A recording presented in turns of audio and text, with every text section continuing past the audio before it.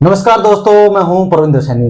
दोस्तों, आज हम बात करेंगे पूर्व विधायक, पूर्व डिप्टी स्पीकर रहे, पूर्व में चेयरमैन रहे वकील मनफूल सिंह की, जो पूर्व मुख्यमंत्री बंसीलाल के समधी भी थे, जिन्होंने लंबे समय तक राज किया। हालांकि कई चुनाव वो लगातार हार भी गए, लेकिन जिस तरीके से उनका ढंग था, जो रहन सहन था और जो उनकी कार्यशैली थी, आज भी वो लोगों के जहन में है। और जो मनफूल सिंह थे, पूर्व विधायक थे, उनके शिष्य कहें या उनके दोस्त कहें, हमारे साथ वीरेंद्र राठी जी हैं, जिन्होंने लंबे समय तक उनके साथ काम किया है, जो उनकी हर एक बात को बारीकी से जानते भी हैं। हालांकि वीरेंद्र राठी जो है राजनीतिक विशेषज्ञ भी है, वो हमारे साथ है। वीरेंद्र जी, आपका स्वागत है। आपका बहुत बहुत धन्यवाद। सभी दर्शकों को मेरी तरफ से नमस्कार। वीरेंद्र जी, आपने लंबे समय तक उनके साथ काम किया है, आप उनके सुख दुख में शामिल रहे हैं और आपका उनके साथ गुरु शिष्य का नाता भी रहा है। तो किस तरह का उनका जीवन था? वो विधायक भी रहे, डिप्टी स्पीकर भी रहे, चेयरमैन भी रहे। मेरी पहली मुलाकात उनसे हुई 1992 के अंदर। महम में चौधरी बंसीलाल जी को अपने कार्यकर्ता मीटिंग लेने के लिए आना था। कुछ साथी थे मेरे, वो मेरे को उस मीटिंग के अंदर ले गए। तो वहां जब ये कहा गया कि भाई नौजवानों में से भी कोई बच्चा विचार रखना चाहिए, भाषण देना चाहिए, तो वो बोल सकता है। जो महम का यूथ का प्रधान था या और जो नौजवान जो उनके पार्टी के वर्कर थे, उनमें से सब ने मना कर दिया। तो मेरे मन में एक बात आई, मैं स्टूडेंट लीडर भी रहा हूं अपने समय में कॉलेज के अंदर, कि अगर राजनीति करनी है तो राजनीतिक मंच पे भी बोलना जरूरी है। तो उन्होंने मेरा नाम नोट करवा दिया और परमात्मा की कृपा कहिए, माँ सरस्वती का आशीर्वाद कहिए, और मेरा भाषण वहां बड़ा अच्छा हुआ। स्वयं चौधरी बंसीलाल जी वहां मौजूद थे, चौधरी मनफूल सिंह जी वहां मौजूद थे, DR चौधरी जी वहां मौजूद थे, जो चोटवाड़ा गांव के हैं, रोहतक रहते थे और दिल्ली यूनिवर्सिटी के अंदर जो प्रोफेसर के पद पर थे। रामचंद्र जांगड़ा जी जो राज्यसभा के सांसद रहे हैं भाजपा से, ये उस मीटिंग के अंदर मौजूद थे। ये भी चौधरी बंसीलाल के साथ होते थे। तो ये मेरे को, जहां पर प्रोग्राम खत्म होने के बाद जलपान की व्यवस्था थी, चौधरी मनफूल सिंह मेरा हाथ पकड़ करके चौधरी बंसीलाल के पास मेरे को लेके गए। बोले जी, इस लड़के का भाषण बड़ा अच्छा है। बोले हाँ, मैंने सुना है, ठीक बोलता है। तो चौधरी साहब ने मेरे से पूछा, आप क्या करते हो? माँ जी, मैं तो कॉलेज का स्टूडेंट हूँ। कहाँ पढ़ते हो? मैं रोहतक पढ़ता हूँ, फला कॉलेज में। तो उन्होंने कहा कि आप हर मीटिंग में आया करो। तो उनका हेड ऑफिस होता था सोनीपत रोड पे, हरियाणा विकास पार्टी का प्रदेश मुख्यालय। वहां मैं आने जाने लग गया, दिन में 2-3 घंटे वहां मीटिंगों में भाग लेने लग गया।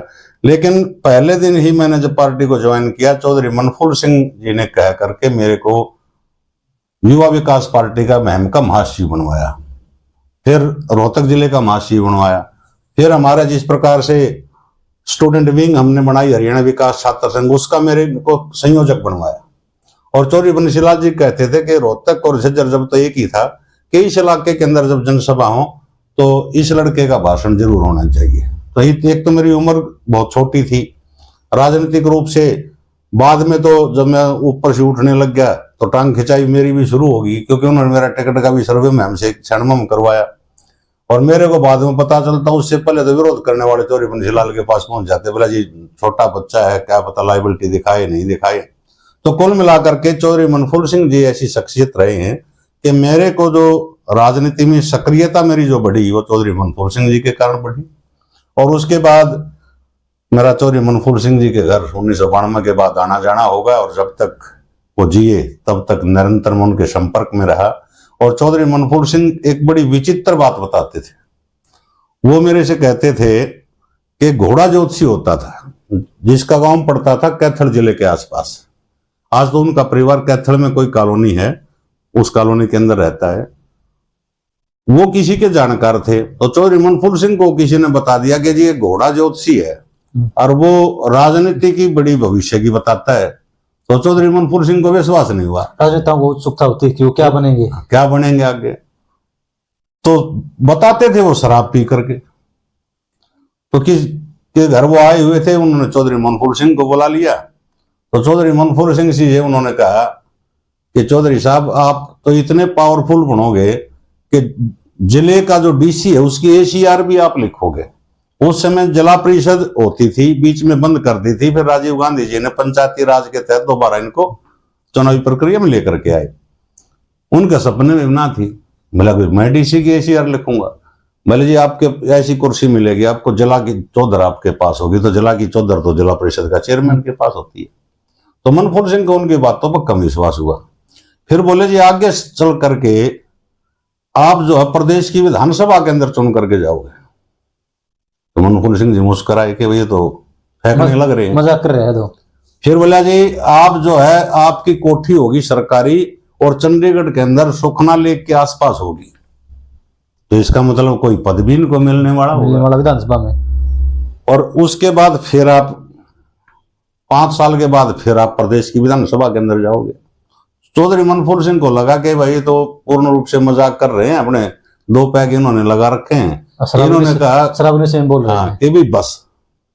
बोले जी बस? बोले हाँ बस।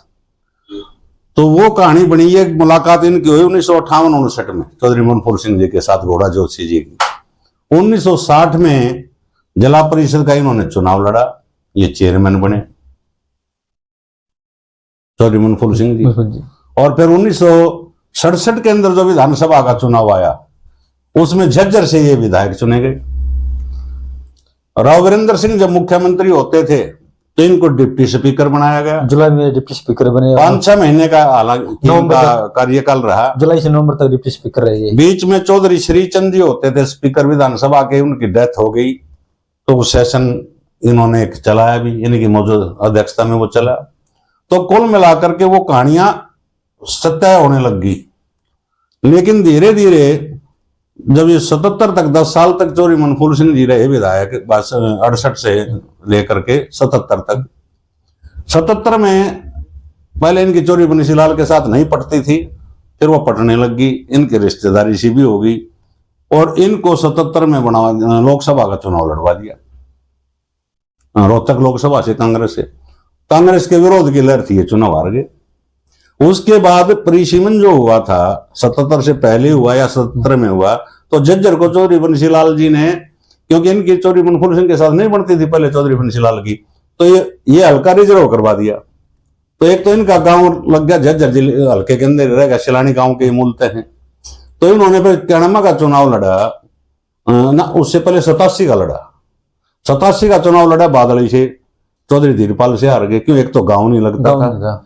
कैणमा का चुनाव लड़ा हरियाणा विकास पार्टी से, तो भी चौधरी धीरपाल जी से हार गए। कैणमा चुनाव लड़ा, वो भी चौधरी धीरपाल जी से हार गए। अच्छा, जिस तरीके से आपने कहा कि बंसीलाल की उनकी बनती नहीं थी, उन्होंने सीट को रिजर्व करा दिया, लेकिन ये तो उनके समधी थे, बाद में बने ना समधी। जो इनका मनमुटाव था वो तो जब ये 72 में जीते, 77 बाद में 72 में जीतने के बाद इनके आपस में मित्रता हुई और रिश्तेदारी की बातचीत हुई, तो उससे पहले ये काम हो चुका था रिजर्वेशन वाला। खुद चौधरी मनफूल सिंह बताया करते कि भाई मेरा तो गंडा मेरे चौधरी ने बांध रखा है। उसके बाद वही निरंतर वो बादली से 5 चुनाव हारे, कि चुनाव इनका बेटा भी हारा। तो चौधरी मनफूल सिंह कहते थे अगर मैं घोड़ा जोशी को बीच में ना रोकता, ये ना कहता बस, तो वो आगे की भी बताते भाई आगे आप नहीं बनोगे, मैं चुनाव ना लड़ता। और एक घटना और बताते थे, पास का गांव पड़ता है झज्जर का छोड़ानी गांव भी है। हाँ, छोड़ानी गांव के एक घासीराम धनखड़ जी होते थे तहसीलदार की पोस्ट के ऊपर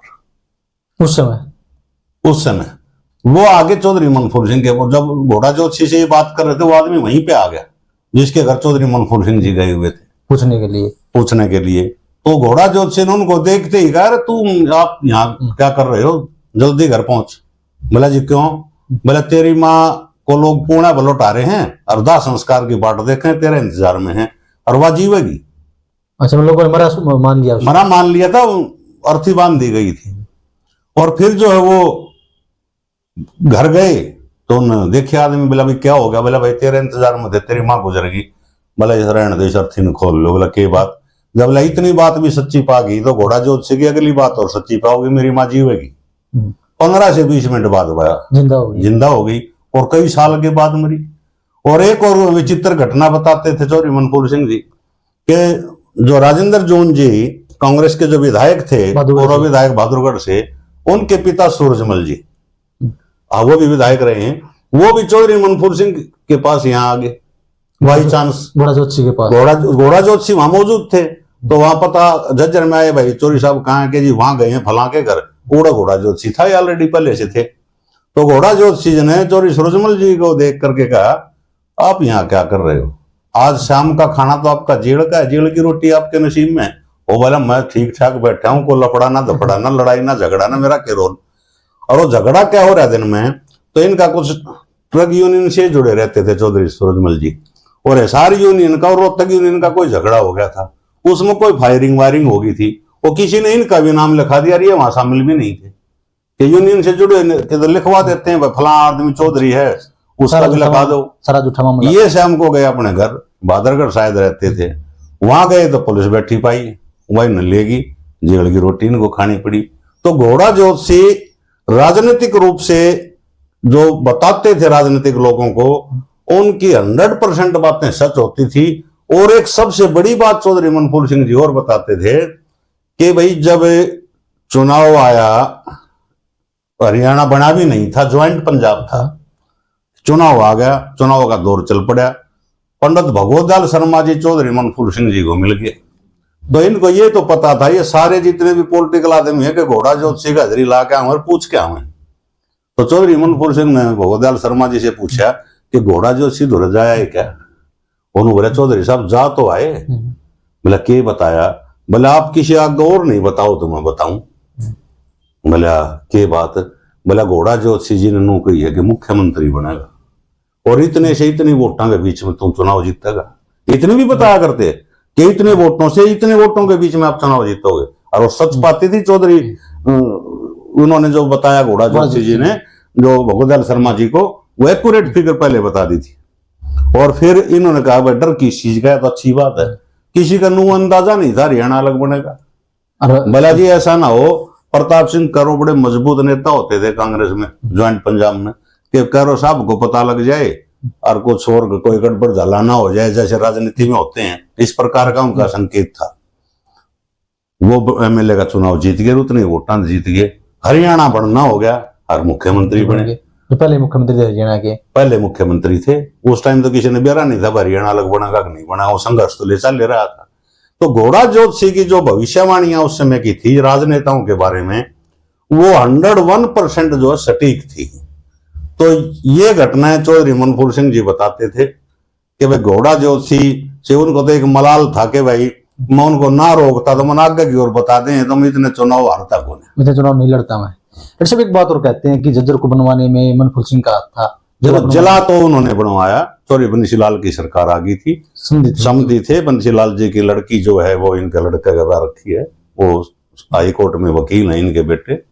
और मांग तो उस टाइम झज्जर के जला की थी नहीं, शायद फतेहाबाद और झज्जर शायद दोनों इकट्ठे बने, जहां तक मेरे को याद है। तो चौधरी मनफूल सिंह को जला बनने का श्रेय निश्चित रूप से जाता है। तो आपने हमने देखा कि 2 बार वो विधायक रहे हैं, उसके बाद चुनाव हारते गए, तो वजह क्या थी, क्यों बार बार चुनाव हार रहे थे? एक तो प्रमुख कारण क्या हो गया कि उनका गांव नहीं लगता था बादली के अंदर। सिलानी गांव के थे वो उस समय 2009 के बाद तो लगने लग गया, 2009 से तो क्योंकि परिसीमन हो गया। 2009 में जो है ना सिलानी बादली हल्के के अंदर आने लग गया। उससे पहले उन्होंने चुनाव लड़े, उसमें सिलानी नहीं आता था, लेकिन फिर भी एक चीज जरूर थी, भले ही उनका गांव नहीं आता था, वो रहे हमेशा फाइट में। यानी कि नंबर 1 पे चौधरी धीरपाल रहे, तो नंबर 2 पे चौधरी मनफूल सिंह रहे। वोट बैंक उनका था, पूरे जिले के अंदर था, बादली के अंदर उनका विशेष रूप से था। तो एक तो नुकसान उनको अपना गांव का ना होने का हमेशा होता रहा कि भाई नहीं इनका गांव नहीं लगता। दूसरा ये हुआ कि 87 में चौधरी देवीलाल की आंधी, उस आंधी का शिकार हो गए। 91 में बंसीलाल जी ने हरियाणा विकास पार्टी बनाई नई, तो ये लोगों को लगा कि बंसीलाल जी सत्ता में नहीं आ पाएंगे। 96 में चौधरी बंसीलाल की हवा आई, तो उस टाइम पे यहाँ का एक होता था सतबीर गुड़िया बादली गांव का, वो टिकट चाह रहे थे, और चौधरी बंसीलाल जी भी चाह रहे थे कि सतबीर गुड़िया को मैं टिकट दे दूं और चौधरी मनफूल सिंह को लोकसभा लड़ा दूं। लेकिन चौधरी मनफूल सिंह आंकड़ों के हिसाब से चौधरी बंसीलाल को एक बात बताते थे कि जी 91 में मेरी इतनी वोट आई, 87 में आंधी देवीलाल की तो इतनी वोट आई, आज मैं भी नहीं जीतूंगा तो कौन जीतेगा इस रोहतक जिले से।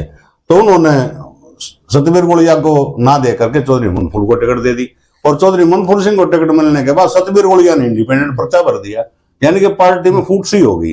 तो 5-7 हजार वोटों का अंतर यही रहा उनकी हार का कारण। जैसे मैं आपसे जानना चाहूंगा कि वो वकील थे और कहते हैं कि लोगों से बड़े मिलनसार थे, लोगों से मिलते जुलते रहते थे, टॉप क्वालिटी के वकील झज्जर के, लोगों की समस्याएं सुनते थे, उनका समाधान करवाते थे। ऐसे ऐसे उनके भगत थे लोग। सरपंची का चुनाव भी इनसे आके नू पूछ के हजार थे चौधरी साहब की इसकी मदद करनी है, और जिसके ऊपर अपना आशीर्वाद दिया करते तो पूरा ही दिया करते।